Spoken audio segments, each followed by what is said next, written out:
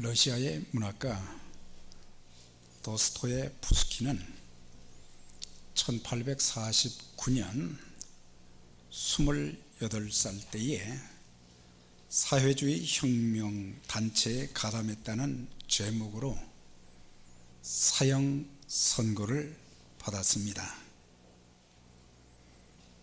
그래서 영하 50도가 넘는 추운 겨울에 형장으로 끌려갔습니다.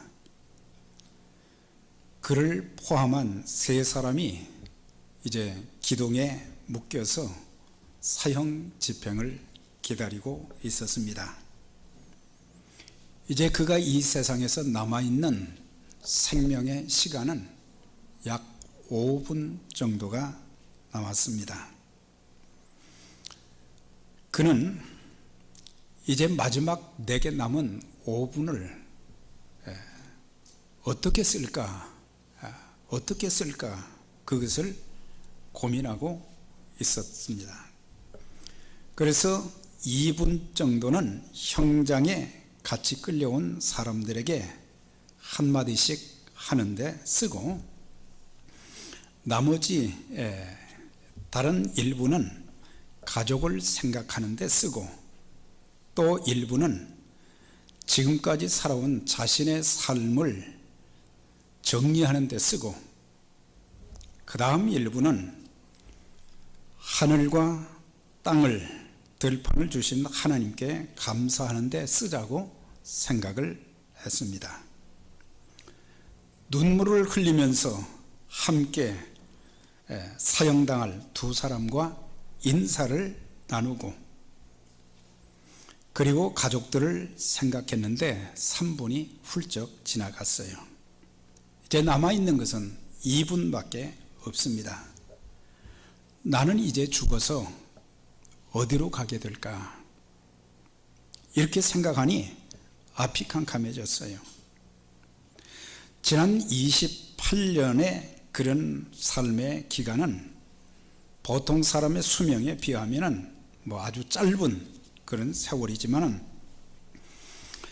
지금의 5분에 비하면 참으로 길고 긴 시간들이 28년이었는데, 자기에게 주어진 그 시간들을 참 효율성 있게, 그리고 뭔가 가치 있게 쓰지 못했던 것을 참 생각하게 되었습니다. 그러면서 다시 생각하기를, 나에게 다시 한번 살 수 있는 그런 기회를 준다고 하면은 인생을 좀 더 가치 있고 보람되게 살겠다, 이런 생각도 하게 되었습니다.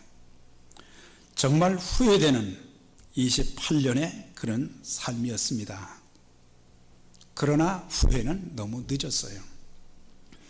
이제 사형 집행관이 이제 탄환을 장전하는 그런 소리가 나서 남아있는 2분도 제대로 사용할 수 없었을 것 같았어요.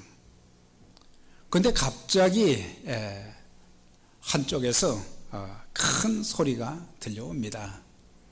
사형 집행을 중단해 주시기 바랍니다. 그러니까 한 사람이 하얀 깃발을 흔들어대면서 황제 특사의 명령을 가지고 달려왔습니다. 그로 인해서 도스토예프스키는 극적으로 사형을 면했습니다. 하나님께서 자기에게 주신 새로운 삶의 시간, 너무 소중하고 이제는 내가 어떻게 살아야 될 것인가. 그래서 첫 번째, 예수 그리스도, 하나님께서 독생자를 보내주신 독생자 예수 그리스도를 내가 믿고 이제는 주님을 위해서 살아야 되겠다, 그렇게 결단하고 예수님을 구세주와 주님으로 영접을 했습니다. 그리고 그에게 주어진 하루하루는 옛날처럼 그렇게 허송하는 그런 세월이 아니라 하루하루를 참 요긴하게, 그리고 우선순위에 따라서 가장 중요한 것이 무엇인가, 또 덜 중요한 것이 무엇인가, 내가 쓸데없는 데 시간을 보내는 그런 것들을 이제 가지치기 하면서 최선을 다해서 이렇게 살면서 항상 자기에게 이렇게 묻는 것입니다. 내게 남은 5분을 어떻게 쓸까? 이렇게 물으면서 60세까지 믿음으로 성실하게 살면서 그는 많은 참 뛰어난 작품들을 많이 남겼고 사람들에게 감동을 주기도 했습니다. 하나님께서 우리에게 주신 생명의 기회는 얼마가 남았는지 잘 모릅니다. 그러나 시간적으로 보면 우리는 이제 한 해에 하루가, 오늘을 빼놓고 하루가 더 남아 있습니다. 나에게 주어진 생명의 기간 동안, 삶의 기간 동안 내가 어떻게 살아야 될 것인가, 이런 것들을 좀 마음에 새기면서 우리의 지나온 한 해도 돌아보고 내 삶은 어땠는가, 내 신앙생활은 어땠는가, 앞으로는 내가 어떻게 살면서 참 가치 있는 또 하나님의 영광을 위한 그런 일에 쓰임받을 수 있을 것인가, 이런 것들을 결단하는 그런 시간들이 될 수 있었으면 합니다. 우리가 이제 송년주일을 보내면서 그냥 새해를 맞이하면 안 되겠어요. 반성하고 회개해야 될 것들이 무엇인가, 특별히 개인적인 그런 삶에 있어서 나는 과연 나 자신에게, 다른 사람들에게 보기에도 부끄럽지 않아야 되지만 내 자신에게 부끄럽지 않은 삶을 살아왔는가, 나는 나의 말과 행실이 다른 사람들에게 감동을 주고 선한 영향력을 좀 끼쳤는가, 이거 한번 좀 돌아볼 필요가 있어요. 나 때문에 상처받은 사람들도 있고, 나 때문에 실족한 사람들도 있고, 나 때문에 가슴을 쥐어 짜면서 이렇게 눈물을 흘린 그런 사람들도 있을진데, 나의 언행심사가 다른 사람들에게 어떤 영향을 끼쳤는가, 그리스도인으로서 덕을 세우고 하나님의 자녀답게, 하나님의 종답게, 하나님의 자녀가 얼마나 큰 권세입니까? 하나님의 종이라는 그 직책이 얼마나 귀한 것입니까? 그런데 나에게 주어진 그런 직책과 또 맡겨진 일, 그런 일을 내가 어떻게 성실히 감당했는가? 또 한 가지는 가정생활에 대한 반성. 나는 한 가장인 남편으로 또 아내로 부모와 자녀로서 어떻게 살았는가를 돌아볼 필요가 있습니다. 사실 우리 가정보다 소중한 것이 어디에 있겠습니까? 세상의 모든 것은 다 무너져도 가정만은 무너지지 않고 든든한 가정이 되어져야 되는데, 가정생활을 하면서 가족들이 흔들리고 서로 싸우고 등을 돌리고, 이게 가족인가 할 정도로 참 그런 모습들도 종종 보여지게 되는데, 가장인 남편이 흔들리면 가정 전체가 흔들리게 됩니다. 아내인 어머니가 제 자리를 지키지 않으면 그 가정은 박살이 납니다. 부모가 자식 앞에서 부모 노릇을 제대로 하지 못하면 그건 돈을 말하는 게 아닙니다. 부모로서의 자녀들에게 본을 보이면서 뭔가 참 그들에게 교훈을 주면서 부모 노릇을 잘 해야 자녀들에게서 기대할 것이 있단 말이죠. 자녀가 부모의 뜻을 거스리고 불효하면 부모의 마음은 갈기갈기 찢어지게 됩니다. 한 해를 보내면서 나는 가정에 얼마나 충실했으며, 그리고 나의 가족 구성원들에게 나는 어떤 모습으로 대하면서 어떤 좋은 인상을 남겼는가, 이 돌아보면서 그렇게 해야 우리 자신도 우리 가정도 새해에는 뭔가 희망을 찾아볼 수 있게 되는 것입니다. 특별히 우리에게 믿음을 하나님이 주셨어요. 믿음을 주셨고 귀한 직책을 허락해 주셨어요. 저는 종종 이렇게 기도할 때마다 하나님의 은혜를 이렇게 생각할 때에 어떻게 나 같은 사람이 목사가 되었을까? 집안에 믿는 사람도 한 사람도 없는데 어떻게 해서 목사가 되었는가 생각하면은 이거는 하나님의 사랑과 은총이요. 모자라도 부족해도 하나님이 기대하시는 것이 있으셔서 이렇게 세워주신 거, 그걸 생각하면은 뭐 남들은 교만하고 뭐 잘난 것 자랑하고 그러는데 뭐 자랑할 것도 하나도 없고 말이죠. 너무 감사해요. 그래서 신앙생활을 되는 대로 할 수가 없어요. 꼭 목사가 되었기 때문만이 아니라,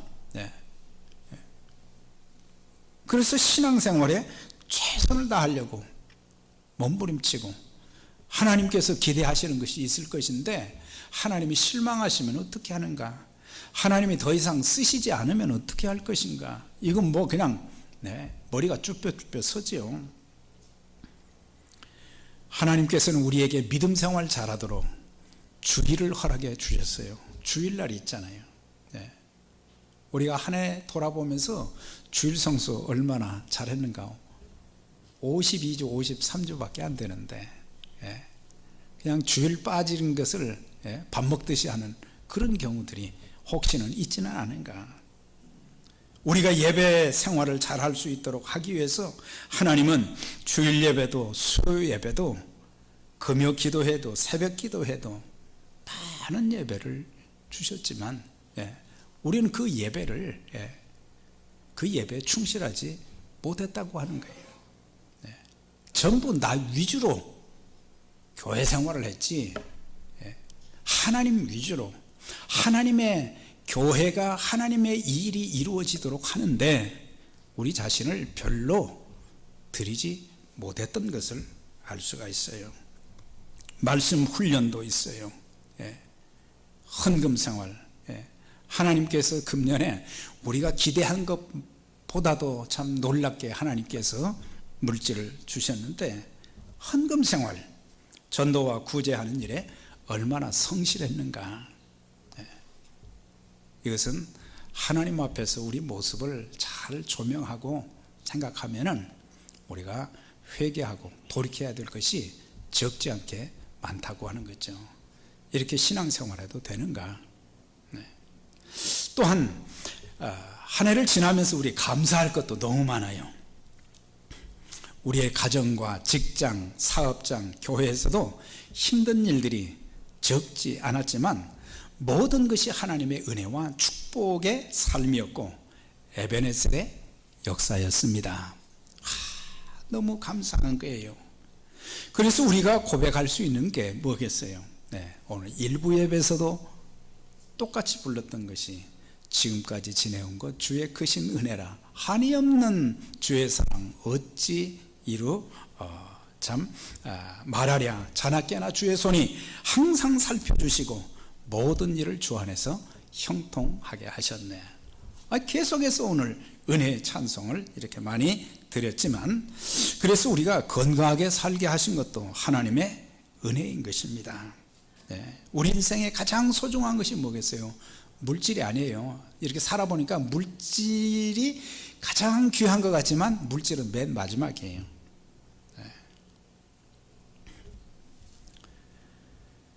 건강을 잃으면 꿈도 일터도 물질도 사람도 다 잃게 돼서 남는 것이 없어요. 금년 한 해 얼마나 많은 사람들이 건강 때문에 질병으로 고통당한 사람들이 많이 있습니까? 그분들이 우리보다 믿음이 약해서도 아닙니다. 그분들의 삶이 우리보다 못해서가 아니라 어려운 중에도 하나님께서 우리에게 건강을 주신 것은 기대하시는 것이 있기 때문이에요. 잘하지 못했으니 건강 줄 테니까 주의 일에 좀 힘쓰라고 하는 거죠. 사람들은 건강하면 건강의 고마움을 몰라요. 하나님이 건강을 주셨다. 올 한 해도 참 질병의 세력으로부터, 악한 마귀의 공격으로부터 하나님이 지켜주셔서 이렇게 건강하게 송년주일 예배를 드릴 수 있다는 게 얼마나 감사한 일이에요. 우리가 매일 일어나서 움직일 수 있다는 거, 온 사지백진 움직일 수 있는 거. 음식을 먹으면 왜 이렇게 소화가 잘 돼요? 직장에 나가서 일할 수 있게 된 거, 교회 와서 예배 드릴 수 있게 된 거, 주의 일에 작은 힘이지만 내가 하나님 앞에 쓰임 받을 수 있게 된 거, 이거 다 감사하잖아요.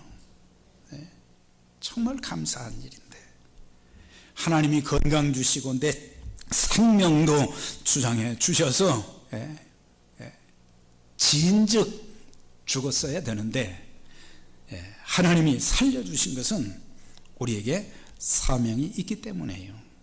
하나님께서 주신 사명이 있기 때문에 우리를 살려주신 거예요. 그걸 알고 하나님이 기뻐하시는 일에 더 아름답게 쓰임받는 그런 우리의 몸과 은사를 가지고, 재능을 가지고 쓰임받는다는 건 얼마나 큰 축복입니까? 그래서 우리가 한 해를 믿음으로 살게 된 거, 참 힘들어서 왜 저한테는 이렇게 어려운 일만 계속되는지 모르겠어요. 그렇게 말하면서도 믿음으로 한 해를 사는 그런 모습들 보면서 하나님을 거부하지 않고 하나님 붙잡고 하나님께 기도하며 살려고 몸부림치는 그런 모습.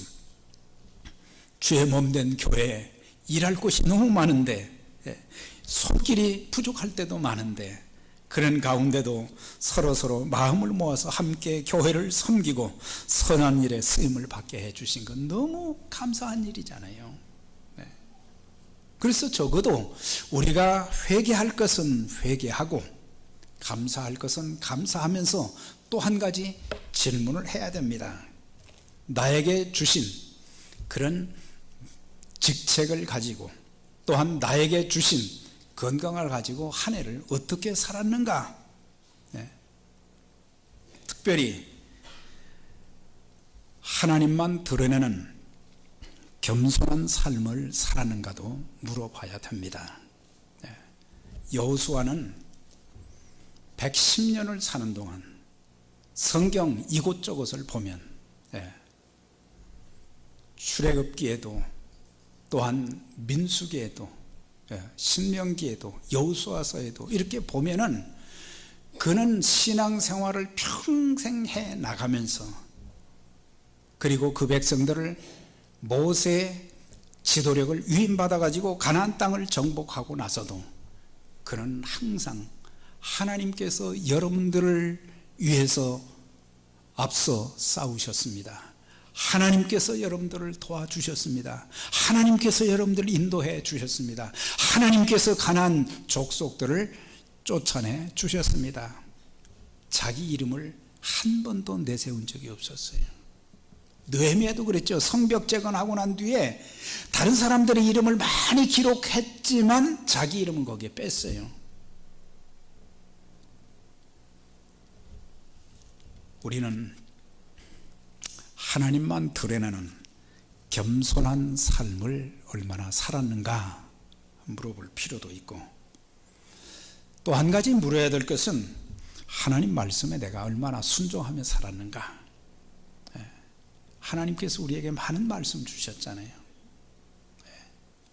여호수아는 하나님께로부터 직접 들은 말씀 순종에 대한 것, 또한 모세를 통해서 들려주신 그런 말씀, 그런 말씀들을 기억하면서 하나님 말씀대로 살려고 몸부림을 쳤고, 마지막 그의 나이 110세가 되어서 이제 죽음을 앞둔 그런 상황 속에서도 그 백성들에게, 그는 설교자가 아니에요. 모세는 설교자였지만, 설교자는 아니었지만은 그의 설교의 그 내용을 23장, 24장을 보면요, 참 놀라워요. 그러면서 그가 마지막 그 남은 백성들에게 하나님 말씀을 따라서 살았던 것을 고백하면서 그 말씀대로 살기를 촉구하는 그런 모습을 보게 됩니다. 하나님 말씀 순종하는 것이 하나님의 자녀들의 기본적인 도리요, 또한 그 말씀 따라 살면 하나님이 축복해 주시겠다고 약속을 해 주셨고 말이죠. 네. 그러면서 또 그는 그 백성들에게 결단을 촉구하는 그런 내용이 뭐냐면 하나님을 가까이 하며 살아라 그랬어요. 하나님 멀리하지 말아라. 그럼 보이지 않는 하나님을 어떻게 가까이 할 수 있는가? 매일매일 하나님 말씀 따라서 그 말씀을 읽고, 그 다음에 그 말씀을 듣고, 그리고 그 말씀을 암송하고, 그 말씀을 내 삶에 적용하고, 그리고 기도하면서 특별히 주의 몸된 교회를 가까이 하는 것. 이게 성도들 자꾸 세상으로 나가는 분들을 볼 수 있는데 그분들이 하루아침에 그렇게 된 게 아니에요. 교회를 멀리 하다 보니까 성경 안 읽죠, 기도 안 하죠, 예배 참석 안 하죠, 믿는 자들과 친교하지 않으죠. 그러면서 점점 세상으로 나가게 돼서 자취를 볼 수가 없는 사람들. 하나님을 가까이 하는 것이 큰 복입니다. 하나님을 가까이 해야 돼요. 우리가 지금까지 살면서 하나님의 은혜로 산다고 하면서도 하나님을 가까이 하지 않는 것은 이거는 그리스도로서 바른 태도가 아니거든요. 하나님과 얼마나 가까이 하면서 한 해를 살았는가. 그 다음에 또 한 가지 뭐예요? 그러므로 조심하여 너희 하나님 여호와를 사랑하라 그랬어요. 얼마나 하나님 사랑하며 살았는가. 그럼 하나님 사랑한다고 하는 것은 뭘 가리킵니까? 하나님의 말씀, 나의 계명을 가지고 지키는 자라야 나를 사랑하는 자니, 그렇게 말씀하셨어요. 그러니까 하나님 말씀을 따라 사는 것이 하나님 사랑하는 것이다 이 말이에요. 믿으십니까? 하나님 말씀, 그 말씀대로 사는 거. 그 말씀대로 살려고 하면 힘들 때도 많아요. 어려울 때도 많아요. 그렇지만은 말씀대로 사는 것, 하나님의 교회를 뜨겁게 사랑하는 것, 또한 형제 자매들을 위로하고 격려하며 사랑하는 그런 모습. 우리에게 부족한 것이 뭐예요? 전부 이게 부족한 것들이에요. 겸손하지 못했다는 거요, 말씀대로 살지 못했다는 거요, 하나님을 가까이 하지 못했다는 거요, 또 한 가지 사랑하지 못했다는 것. 교회도 사랑하지 못했고 이웃도 사랑하지 못했고 고통받는 이웃들에게 내 마음과 내 눈이 가 있지 못했다는 것. 여호수아는 110년을 사는 동안 참 하나님의 사람다운, 하나님의 종다운 모습으로 살면서 사명을 끝까지 잘 감당했던 사람이에요. 그가 이제 남은 백성들에게 이렇게 결단을 요청합니다. 결단을 요청하는 그게 세 가지가 있어요. 간단하게 말씀드리면 하나님을 경외하고 신실함과 진실함으로 섬겨라. 14절에 그랬죠. 여호와를 경외하며 성실과 진정으로 섬길 것이라 그랬어요. 하나님을 섬길 때는 순수한 마음으로 눈가림이 없어야 된다. 순수한 마음과 진실, 또 섬기면서 흔들림이 있어서는 안 된다고 하는 거죠. 현대 그리스도인들에게 실종되어 가는 것들이 뭐냐? 순수한 마음이 없을 때가 참 많아요. 순수한 마음은 조건이 없는 거예요. 조건이 없이 하나님께 받은 사랑과 은총과 축복을 기억하면서 자원하는 마음으로. 그래서 순수해요. 욕심이 없어요. 욕심이. 순수한 마음, 진실된 마음, 그 다음에 꾸준함. 사람들에게 보면은 꾸준함이 없어요. 신앙생활을 꾸준하게 하지 못할 때도 있어요. 교회를 섬기면서도 꾸준하게 섬기지 못하는 사람들이 많아요. 우리가 가족 구성원들 몇 사람 안 돼도 별의별 일들이 가정에 많이 있고, 교회도 보면은 뭐 여러 가지 별의별 일들이 많아요. 근데 믿음을 지키면서 좀 꾸준함으로 신앙생활하고 꾸준함으로 섬기면 하나님이 우리 인생을 책임지시는 겁니다. 근데 우리한테 꾸준함이 없어요. 즉흥적이에요, 그냥. 그래서 인간적인 생각으로 우리가 주님을, 교회를 섬기는 것이 아니라, 또 때로는 내 마음에 들지 않는다고 할지라도 원망하거나 불평하지 말고, 그리고 사람들이 뭐 나에 대해서 이런저런 뭐 소리를 하고 욕하고 그래도 항상 온유한 마음으로, 겸손함으로 꿋꿋하게 이렇게 섬겨나가는 그런 모습을 통해서 사람들이 감동을 받고, 더 나아가서는 하나님이 감동을 받으시는 거예요. 하나님을 감동시키는 그런 신앙과 섬김은 하나님이 우리 인생을 놀랍게 책임지시고 축복해 주세요. 다른 사람 한 사람 감동시키면은요, 아까운 것이 없어요. 근데 우리는 하나님을 감동시키지도 못하고 사람도 감동시키지 못할 때가 참 많아요. 누가 뭐라고 하든지 주님이 주신 그런 믿음을 가지고 십자가를 지고 꿋꿋하게, 왜 우리가 인간적인 말이나 세상 사람들이 갖는 그런 태도를 안 가지느냐? 하나님 믿기 때문이에요. 하나님은 항상 끝이 좋게 만들어 주시거든요. 선한 길로 인도해 주시거든요. 자, 또 한 가지는 하나님이 진노하실 것은 다 제하여 버리라. 너희 열조가 강 저편과 애굽에서 섬기는 신들을 제하여 버리고 하나님만 섬기라 그랬어요. 제하여 버리고 그랬어요. 가지치기 하라는 거예요.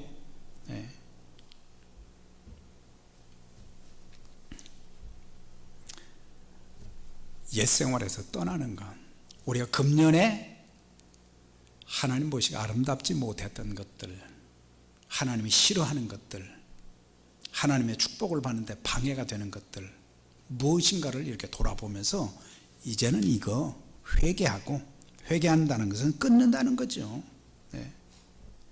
아직도 우리가 버리지 못한 탐욕과 시기와 미움과 교만과 불의, 거짓말, 분냄, 욕설, 잘못된 습관, 덕이 되지 못한 행실을 버려야 돼요. 이게 교회에 이렇게 생활을 보면 믿음이 없는 게 아니라 믿음은 있는데 덕이 안 되는 말을 하는 분들이 있고, 덕을 세우지 못해서 본이 되지 못하는 분들이 있어요. 그래서 그런 분들한테 배울 것이 없을 때가 많아요. 우리는 다른 사람들에게 배울 것이 많아야 돼요. 나이가 많은 분들에게 배울 것도 많지만 젊은 분들은 더 잘해서 나이는 적더라도 본받을 것이 있는 신앙생활, 본받을 것이 있는 언어, 본받을 것이 있는 삶이 되어져야 돼요. 섬김도 교회 저렇게 섬겨야 되겠구나, 신앙생활 저렇게 해야 되겠구나, 그게 좀 필요하단 말이죠. 그러면서 너희 섬길 자를 오늘날 택하라, 결단하라는 거죠. 오직 나와 내 집은 여호와를 섬기겠다 그랬어요. 여호수아는 70년간 하나님께서 그를 구원시켜 주시고 함께 하시고 인도해 주신 것, 수많은 기적들을 베풀어 주신 것을 직접 보고 경험했기 때문에 나는 하나님 외에는, 하나님 아니면 나는 안 된다, 그 고백을 한 거예요. 그러면 너희는 너희 섬기고 싶은 대로 하라, 그 말은 아니에요.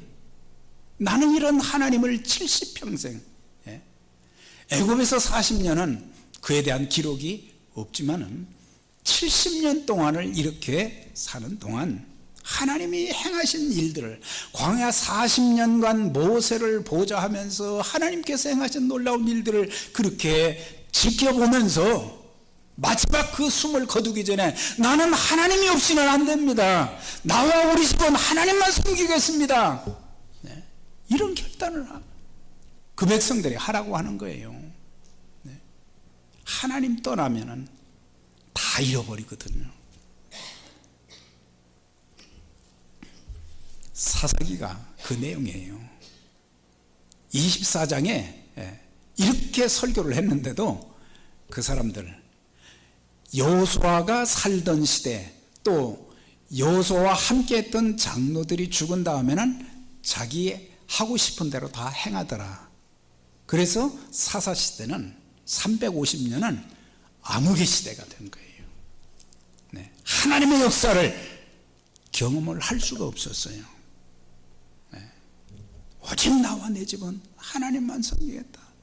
네. 아무리 어려운 일이 있어도, 내게 좋은 일이 있을 때만 잘 믿는 게 아니라 어렵고 힘들어도 나를 죄 가운데서 지옥 형벌에서 건져주신 그 하나님, 그 예수 그리스도의 놀라우신 그 은혜를 생각하면서 나는 하나님 없이는 안 된다.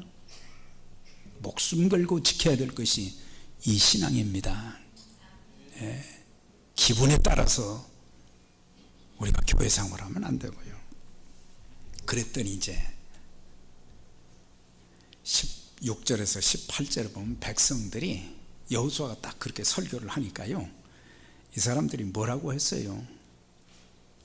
백성이 대답하되 이르되 우리가 결단코 여호와를 버리고 다른 신들을 섬기지 않겠습니다. 예, 좀 오래가지 못해서 그랬지, 그때 당시는 그 결단, 우리가 이렇게 하겠다, 그 결단이 3번인가 4번인가 나오더라고. 읽어보니까 24장에 우리가 이렇게 하겠습니다. 절대 우상 숭배하지 않고 당신은 우리에게 하신 그 말씀을 따라 살겠습니다. 그러면서 여호와께서 친히 우리 조상들을 인도하여 애굽 땅 종되었던 집에서 이끌어내시고 우리 목전에서 큰 이적들을 행하시고, 이건 40년 동안 광야 생활을 통해서 배운 거, 우리를 보호하셨고 가난족들을 쫓아내 주셨습니다. 그러므로 우리도 여호와만 섬기리니 그는 우리 하나님이십니다. 자, 이런 결단, 사랑하는 여러분, 한 해를 돌아보면 믿음을 잃지 않게 해 주셨습니다. 동행해 주시면서 한 걸음 한 걸음 인도해 주셨습니다. 내일은 어떻게 살지? 다음 달은 어떻게 하지? 힘들었지만 하나님께서 한 걸음 한 걸음, 하루 하루, 한 달 한 달 살게 하셨어요. 우리의 건강도 가정도 지켜주셨어요. 가정이 깨어질 법한 그런 일들도 많았고, 우리의 자녀들, 부모들이 어떻게 할 수가 없잖아요. 품 안의 자식이 아니기 때문에. 그런데 하나님이 우리의 자녀들을 지켜주시고 우리 가정에 복을 주셨고, 주의 몸된 교회도 이런저런 일들이 있었지만은 하나님께서 지켜주시고 또 은혜를 주시고 복을 주셔서 감사할 이유가 얼마나 많습니까? 이제 감사의 차원을 벗어나서 하나님은 우리 모두가 새롭게 새해를 맞이하기 전에 결단의 시간을 갖기를 원하는 거예요. 하나님, 제가 이렇게 살겠습니다. 생명 걸고 하나님과 예수 그리스도만 섬기면서 하나님의 자녀다운, 하나님의 종다운 삶을 살겠습니다. 목사는 목사답게, 장로는 장로답게, 안수집사는 안수집사답게, 권사는 권사답게, 집사는 집사답게, 우리 앞으로 좀 부족한 부분이 많지만 그렇게 살려고 몸부림치면 성령께서 도와주셔서 그렇게 살도록 만들어 주실 것입니다. 복음을 전해서 많은 영혼을 주님께로 인도하겠다, 모든 일에 하나님께만 영광을 돌리겠다는 그런 아름다운 결단이 있어져서 지금까지도 하나님이 놀라운 일을 많이 행하셨지만 새해는 더 크고 놀라운 일들이 새로운 결단을 통해서 살아계신 하나님을 체험하고 하나님의 축복과 하나님의 기적을 체험하고 증거해서 하나님의 이름을 여호수아처럼 높이는 저와 여러분들 복된 새해 또 평생의 삶이 되시기를 주의 이름으로 축원합니다. 전능하신 하나님 아버지, 감사합니다. 송년주일을 보내면서 우리에게 주신 말씀들을 저희들이 기억하게 하시고 또 이 말씀 붙잡고 또 새로운 한 해를 살게 하셔서 지나온 삶보다는 앞으로 살아가야 될 그 삶이 더욱더 아름답고 하나님께 영광이 되어지고 또한 많은 사람들에게 선한 영향력을 끼치는 귀한 역사가 우리의 믿음 생활을 통해서, 우리의 섬김을 통해서, 우리의 또한 전도와 선교를 통해서 있어지도록 하나님 축복해 주시옵소서. 감사드리며 예수님 이름으로 기도하옵나이다. 아멘.